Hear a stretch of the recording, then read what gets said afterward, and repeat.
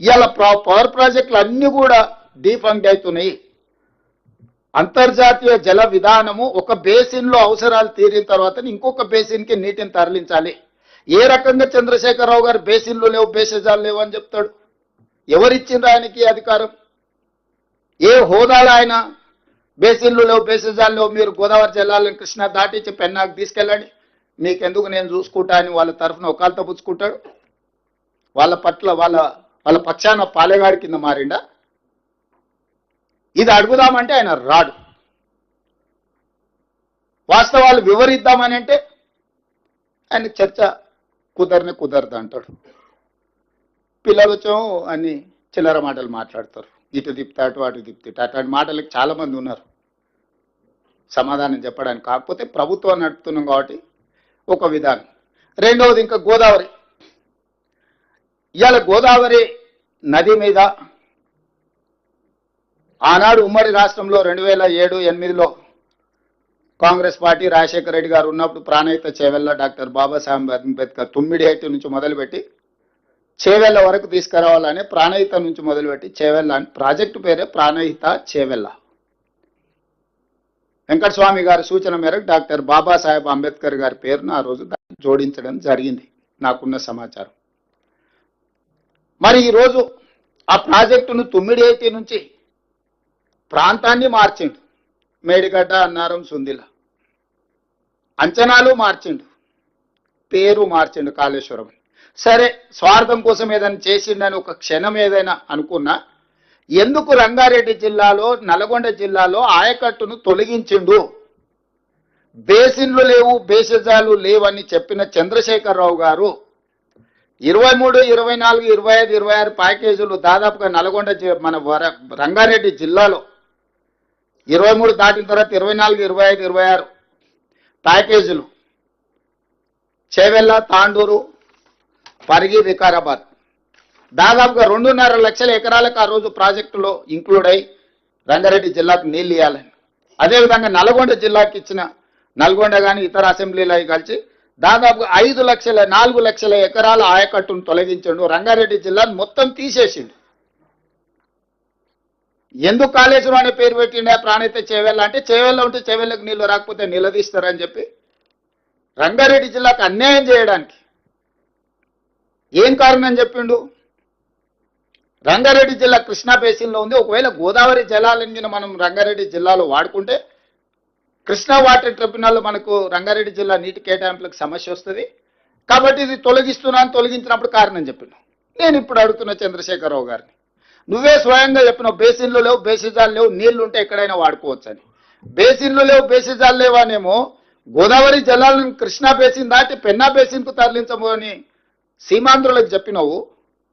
కానీ Krishna basin కానుకోనున్న Godavari basin కానుకోనున్న Krishna ఉమ్మడి రాష్ట్రంలో స్పష్టంగా చట్టంలోనే పెట్టిండ్రు అన్నాడు.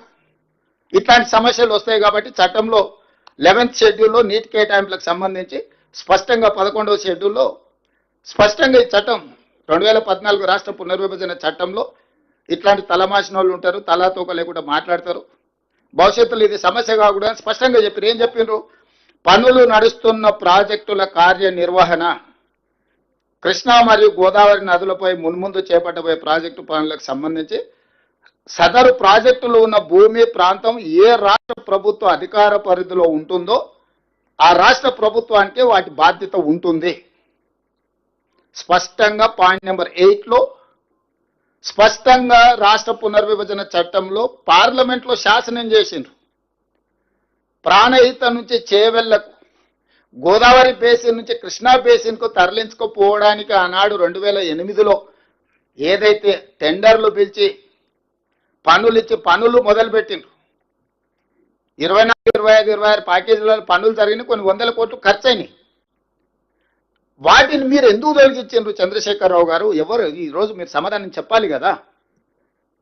ఆంధ్రప్రదేశ్ గోదావరి జలాలను తరలించుకోపోవడానికి బేసిన్లు లేవు బేసిజాలు చేయవని చెప్పిన నువ్వు తెలంగాణ రంగారెడ్డి జిల్లా నల్గొండ జిల్లాకు గోదావరి జలాలను ఇయ్యడానికి అది గోదావరి బేసిన్ కృష్ణా బేసిన్కు తీసుకురావడానికి వీలు లేదని చెప్పి నువ్వే కదా తొలగించింది. దీనికి మీరు సమాధానం చెప్పాలి కదా చంద్రశేఖరరావు గారు.